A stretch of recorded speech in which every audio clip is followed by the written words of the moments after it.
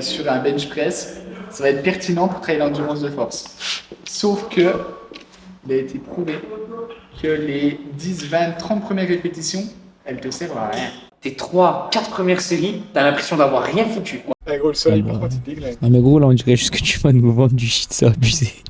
Ah ouais.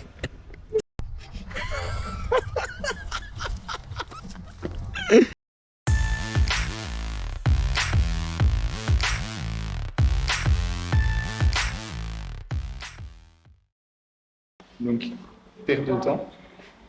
Et en plus, tu travailles vraiment pas l'endurance de force parce que ça va juste bye salut servir de pré-fatigue qui en fait n'est même pas vraiment de la pré-fatigue parce qu'au final, ça t'épuise même pas. Ok, let's go.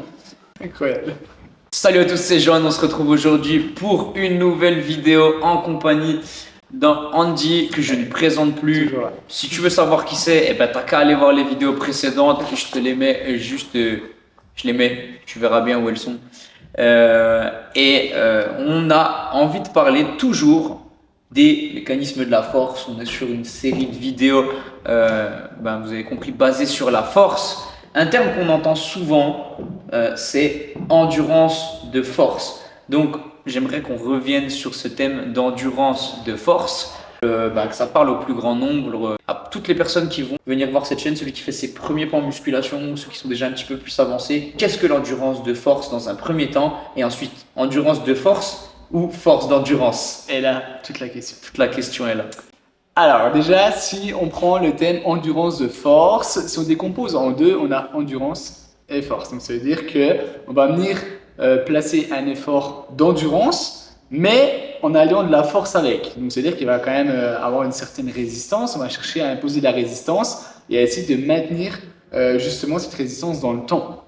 Donc voilà, pour définir un petit peu rapidement. Alors l'endurance de force, elle est beaucoup utilisée. Si je prends quelques exemples dans les disciplines sportives, là ce qui me vient tout de suite, la natation, tout ce qui est kayak, aviron, ils ont besoin d'énormément d'endurance de force parce que si je prends par exemple la natation, mouvement de crawl, ils vont venir produire beaucoup de force dans l'eau et ils vont surtout venir le répéter. Donc là, on pourra vraiment venir parler d'endurance de force. Mais du coup, et là où se pose la question, endurance de force, pas si sûr. En fait, moi je dirais plutôt force d'endurance. Et je vais venir détailler un petit peu là-dessus. Pourquoi force d'endurance? Tout simplement parce que si on part du principe que l'endurance correspondrait à de la quantité et que la force correspondrait à de la qualité, si on garde la terminologie endurance de force, ça veut dire qu'on ferait passer la quantité avant la qualité. Et là, on se pose tout de suite la question, même vous, je suis sûr derrière votre écran, que ce n'est pas forcément ce qu'il y a le plus pertinent, on va dire. Est-ce qu'il ne serait pas plus intéressant de faire passer la qualité avant la quantité? Ok, merci Andy, c'était une super vidéo, merci beaucoup, franchement, nickel, on se revoit très bientôt pour une prochaine vidéo. Plus sérieusement, en gros, pour commencer, si on parle d'endurance de force, il y a quand même, ou de force, d'endurance, on parle, tu l'as dit justement, d'intensité quand même, qui est relative à l'exercice. Donc on est très loin de votre sortie d'endurance fondamentale, où vous êtes à 50%, même pas de votre fréquence maximale théorique. Sur l'effort, on est très loin de votre brasse tranquille à la piscine, on est vraiment sur un effort quand même conséquent. Oui, on parle quand même d'un effort où l'intensité est quand même présente. Du coup, je parlais vraiment plutôt de terminologie de force d'endurance et de faire passer la qualité en priorité. Donc pourquoi, d'ailleurs je vais l'expliquer parce que pourquoi justement force d'endurance à la place d'endurance de force? C'est en fait la force, des fois on a tendance à oublier un petit peu ses mécanismes et tout ce qu'elle peut apporter. La force, on a besoin par exemple d'une grosse intervention du système nerveux. Et si je prends l'exemple concret d'endurance de force qu'on voit beaucoup chez les participants, c'est des personnes qui vont se dire ok, il faut que je fasse de la force, mais il faut que j'effectue beaucoup de répétitions pour aller chercher de l'endurance. Donc des fois les personnes elles vont partir sur une série à 60 répétitions. Mais si je prends 60 répétitions et que je les divise en 6, donc 6 fois 10 répétitions, en fait il a été constaté que les 10, 20, 30 premières répétitions, elles servent à rien au final. Parce qu'on a instauré absolument rien du tout. On était tellement à un effort qui était sous-maximal qu'au final, on a perdu vraiment les valeurs de la force, qui est vraiment, on en a parlé dans la vidéo juste avant, d'activer largement le système nerveux, de produire une poussée rapide, forte. Il faut que l'effort soit quand même assez intense pour développer ici des bons mécanismes. Donc là, c'est pas vraiment le cas. Donc, ça veut dire qu'en fait, la personne, elle va venir travailler plus sérieusement sous fatigue qu'à la fin de sa série, peut-être sur les 10 dernières répétitions. Et au final, on a perdu 40 répétitions à faire quoi? Au final, pas grand-chose. Donc, c'est là que vient un petit peu l'objectif d'essayer de régler un petit peu tout ça. Ça me rappelle en musculation, il y a encore plus 10 ans, mais plutôt 20 ans de ça. Oh, quoique, il y a 10 ans, on entend encore un peu parler du 10 x 10. En muscu, pour le développement de la masse musculaire, de l'hypertrophie. Mais malgré tout, je ne sais pas si tu as déjà fait un 10 x 10 ou charge recommandée. Ouais. En fait, tu as deux solutions. C'est soit tu fais comme c'est marqué dans les bouquins, et en fait, tu vas faire tes premières séries. Enfin, tu vas prendre en gros environ 65-70%, quelque chose comme ça. 70% de tête avec 3 minutes de récupération. Avec 3 minutes de récupération. Tes 3-4 premières séries, tu as l'impression d'avoir rien foutu. Ouais, vraiment rien foutu. Ouais. Et ou alors tu le prends un peu à contre-pied et tu mets directement 80% de ton RM et après tu fais tout pour garder la tête en dehors de l'eau, quitte à te décharger au fur et à mesure de tes séries, et là c'est peut-être un petit peu plus effectif. Ouais, mais ça. Ça c'est un exemple concret pour moi un peu du travail d'endurance de force. Ouais, c'est ça. Que sur tes premières reps, t'as rien du tout. Exactement. En fait, sur les premières reps, c'est ce que je disais, on a vraiment, c'est ce qu'il dit aussi, on n'a pas d'intensité en fait. Et nous, ce qu'on va plutôt chercher à essayer de faire, c'est justement d'avoir de l'intensité dès le départ pour activer du coup ce fameux système nerveux et du coup amener une bonne production de force. D'ailleurs, pour revenir un peu sur le 10 x 10, pour l'avoir déjà également un petit peu expérimenté, au début, il ne se passe rien. Par contre, je ne sais pas ce que tu en penses, mais quand tu arrives dans les 8e, 9e séries, les 3 dernières, c'est hyper dur de terminer. Si tu maintiens bien 70% de ta ARM, là c'est pareil, il faut bien avoir estimé l'ARM. Et en prenant la bonne récup, franchement, ça reste quand même assez costaud. Ouais. Donc voilà, du coup, un petit peu pour revenir là-dessus. Ce qu'on va plutôt préconiser, et ce qui se fait un peu plus maintenant, c'est d'éviter un peu ces grosses séries longues, un petit peu à intensité sous-maximale, et on va plutôt aller chercher un travail, une série, on va avoir tout de suite l'activation des facteurs nerveux dès le début. Je pense qu'il y a une méthode de force, c'est la charge descendante. Charge descendante, je vous explique un petit peu le principe. On va partir avec une charge quasi maximale, par exemple une répétition à 90% de l'ARM, et après on va descendre une répétition à 85, une à 80, etc., etc. Donc là, dès le début, on instaure tout de suite le système nerveux, il va venir activer largement, si la charge est élevée dès le départ. Et après, on va diminuer, on va continuer à pousser par exemple sur un mouvement développé couché, instaurer de la fatigue, et là, ce serait peut-être plus pertinent. Ouais, c'est vrai. D'ailleurs, même si tu restes pas sur une rep à chaque fois, si au bout d'un moment tu vois que, parce qu'on a certains paliers en fonction de nos on va dire prérequis en termes de force et de musculation, des zones où une rep, par exemple à 80, va être compliquée, et là une rep à 70. Ça va être super simple, tu vois. Ça va être plus facile. Beaucoup plus facile. Alors pourtant, tu as la fatigue des séries d'avant. Là, pour moi, c'est le moment où il ne faut pas hésiter à en faire 2, tu vois, par exemple. Ouais, clairement. Alors oui, je parlais d'une rep, mais il y a certaines méthodes où on va faire une seule rep à charge maximale. Après, on va en faire 2, 3, 4, 5.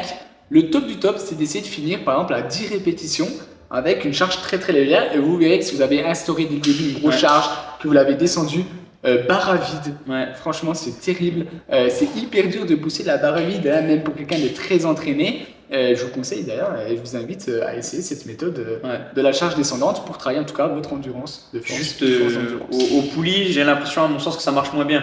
Ou alors tu n'as vraiment pas mis assez lourd au début, mais tu sais, souvent tu termines avec la dernière plaque de la plaque d'avant, c'était super dur pour faire tes reps, pour arriver on va dire proche de l'échec. Et par exemple, je prends l'exemple des triceps, tu vois. Et d'un coup, tu mets ta dernière plaque, tu fais ça. En fait, tu peux refaire 50 reps. Ouais, c'est ça, c'est moins intéressant. Alors, effectivement, c'est une méthode qu'on va plutôt utiliser sur des gros exercices polyarticulaires, si possible, et en évitant un petit peu tout ce qui est guidé, tout ce qui est travail à la poulie, aux élastiques, ce genre de choses. On va plutôt préconiser une bonne barre olympique de 20 kg, et on va essayer de travailler justement sur du développé couché, du soulevé de terre, du squat, etc., etc. Donc plus une idée de travail pour cette méthode-là en pattern de mouvement plutôt que sur un travail d'isolation. Ouais, c'est ça. De toute façon, ce qu'on va chercher à faire sur ce genre de méthode, c'est pas forcément isoler son triceps. Hein. Ce qu'on veut, c'est vraiment produire de la développer force. Une poussée importante, Exactement. développer un tirage conséquent, etc. C'est ça. Par exemple, un nageur, il va pas s'amuser à venir isoler les trapèzes supérieurs, moyens, inférieurs. Il s'en fout. Hein. On va lui faire travailler sur un mouvement de tirage rowing bar, par exemple, où là, on va pouvoir vraiment travailler avec sa charge descendante, instaurer de la fatigue localisée au niveau des muscles du dos. Ouais.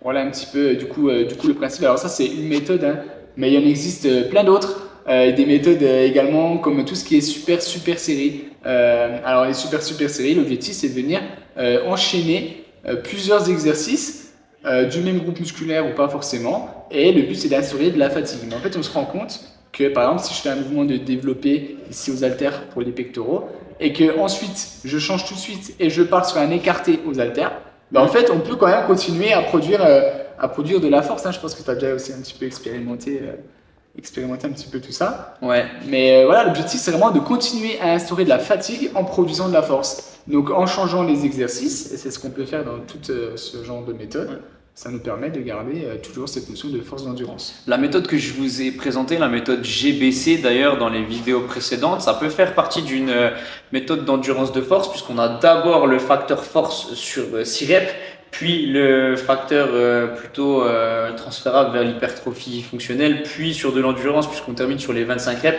Et les 25 reps explosives à la fin, là tu sens clairement que tu es sur un travail d'endurance, pourtant tu n'as pas dépassé les 25 reps à pourcentage de charge correspondant à un travail d'endurance, on va dire, pour, dans l'imaginaire collectif des gens. Quoi.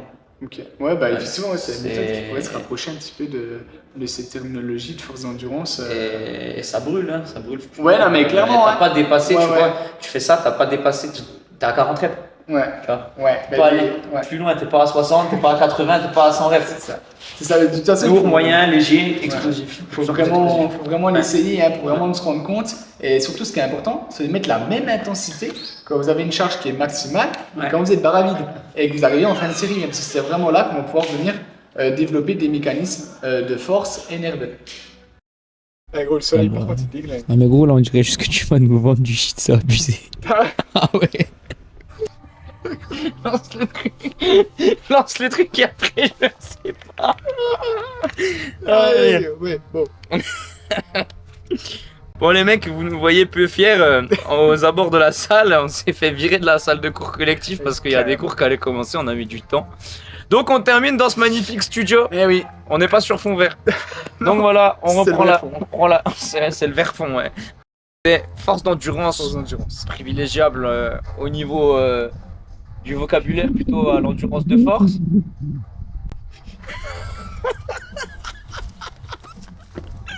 Donc du coup voilà, dans l'entraînement, il y a pas mal de méthodes à mettre en place pour vraiment essayer de comprendre le fait de faire passer la force dans l'appellation avant l'endurance. En parlant de tout ça, je voulais faire un tout petit aparté, si tu me l'autorises, sur la préparation physique. Vous amener ici un petit peu de connaissances là-dessus, comment on place en fait la force d'endurance, hein. Du coup moi je vais parler de force d'endurance dans cette vidéo, pour un sportif. Je vais prendre l'exemple par exemple d'un nageur. Un nageur qui nage le 40 mètres, la plupart du temps les entraîneurs proposent à ce nageur d'effectuer un 45 mètres pour être performant au 40 mètres. En fait je pense que c'est pas si pertinent que ça, et le but ça serait plutôt de venir demander au nageur d'effectuer un 35 mètres crawl par exemple. Et en sortant tout de suite de la piscine après son 35 mètres, il vient réaliser un mouvement de tirage par exemple pour renforcer les muscles dorsaux. Et là du coup, en fait, on retrouve toujours de la force, mais liée cette fois-ci à du spécifique, à l'activité. Moi ça je pense que c'est une aparté dans ton aparté. C'est aussi le fait que souvent il y a le coach, donc on va dire l'entraîneur, et le préparateur physique. Et que le coach, il a pour but de les amener nager, de les faire pratiquer et travailler sur de la technique sur les mouvements qui sont demandés dans le sport spécifique. Spécifique à la discipline. Voilà, Ouais. alors que à l'inverse, le préparateur physique, lui, il veut développer les qualités athlétiques. Et souvent, ça a du mal à se croiser. Ouais. En même temps, ça a du mal à se croiser et en même temps, chacun empiète un petit peu sur le terrain de chacun. C'est ça, parce qu'en fait, aspect, tu vois. l'entraîneur, il va dire, ok, moi, il faut que mon athlète, il effectue un 40 mètres Ouais. crawl. Et il va dire, moi, je veux vraiment que tu le fasses bosser à 45 mètres, 50 mètres. Ouais. Mais nous, on sait, en tant que prépa physique, comme je l'ai dit juste avant, que c'est pas super pertinent de lui demander plus. En fait, c'est même logique. En fait, pourquoi demander à un athlète d'effectuer un 45 mètres pour être bon aux 40 mètres, alors que cette même personne a déjà du mal de valider peut-être 35 mètres. Donc ça serait limite demander un effort qui n'est pas possible à produire, et surtout, voilà, ça sera pas cohérent avec la force d'endurance. Ouais, tout comme les coureurs de 1500 courent quasiment jamais le 1500, enfin du moins beaucoup moins que ce qu'on peut penser, parce que s'entraîner à faire que du 1500, c'est vraiment pas rentable. C'est des efforts de 200, 300 mètres, 400 mètres. Des fois, travail d'une heure de temps d'endurance fondamentale en fonction des besoins, ou au travail au seuil, ou voilà, que sais-je là-dessus. D'ailleurs, c'est un petit peu plus toi le spécialiste de ce genre de choses. Ouais, Mais on n'est pas sur voilà, spécifique là-dessus. Ouais. D'ailleurs, on n'est pas non plus, que ce soit pour l'endurance de force ou les autres qualités physiques, on n'est pas non plus sur un travail totalement spécifique. Par exemple, on prend le cas de la nage. C'est l'idée que, du coup, en termes de spécificité, que ce soit chercher à mimer l'activité sportive par le biais de la préparation physique, à mon sens, ça fonctionne pas directement, ça fonctionne pas réellement. Ouais. Donc chercher à avoir un mouvement de crawl, où j'ai un crawl un petit peu bidon là, très bon nageur. qui est voilà, simuler un mouvement de crawl en dehors de l'eau contre résistance. Ouais. C'est un peu de la merde de baser tout l'entraînement d'un nageur là-dessus. Tout comme à l'inverse, un nageur qui va faire du 100 mètres, lui faire que du 100 mètres, c'est pas forcément la meilleure chose à faire. Maintenant, je propose qu'on recolle avec le sujet initial de la vidéo. Force d'endurance. Force d'endurance. Je pense qu'on a déjà pas mal détaillé un petit peu, voilà, en tout cas les fondamentaux, à savoir sur les méthodes d'entraînement. Pourquoi plutôt force d'endurance que endurance de force. Je pense que vous avez déjà pas mal de bases intéressantes sur le sujet, en tout cas pour au moins comprendre le thème et essayer du coup de réadapter un peu plus votre entraînement. En tout cas, je pense qu'on vous encourage quand même à essayer toutes ces méthodes qu'on a parlé, même le 10x10, 10x10, on l'a un petit peu, pas critiqué, mais on a un petit peu discuté dessus. Essayez-le. Non, ça a des avantages, pas pour le développement de la masse musculaire, voilà, c'est ça. Il y a mieux, mais surtout quand vous n'êtes pas sous chimie, mais il y a quand même quelque chose de pertinent à prendre dans cette méthode, justement quand vous travaillez sur de l'endurance. Et il y a certains domaines, je te parlais tout à l'heure du BMX, où le 10x10 est encore un petit peu utilisé, justement parce qu'on est sur un travail d'endurance de force. Tu vois, tu vas avoir un run qui va durer 40-45 secondes, puis après tu vas avoir ta pause, puis après manche d'après tu vas devoir reproduire cet effort, donc tu as de la fatigue, tu as un travail d'endurance qui est conséquent, et en même temps tu dois produire de la force pour coller au plus possible avec les aspérités du terrain. Pour moi c'est quelque chose qui incarne vraiment le principe d'endurance de force, malgré le fait qu'on soit sur un laps de temps court.